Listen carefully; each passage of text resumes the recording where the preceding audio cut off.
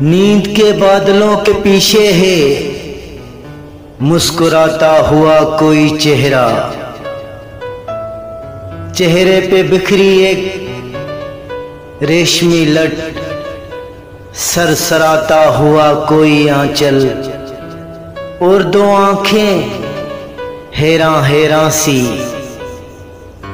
نیند کے بادلوں کے پیچھے ہے ایک ملاقات، ایک حسین لمحہ، جھیل کا ٹھہرا ٹھہرا سا پانی، پیڑ پہ چہچہاتی ایک چڑیا، گھاس میں کھلتے ننھے ننھے سے پھول، خوبصورت لبوں پہ ایک نرم سی دھار۔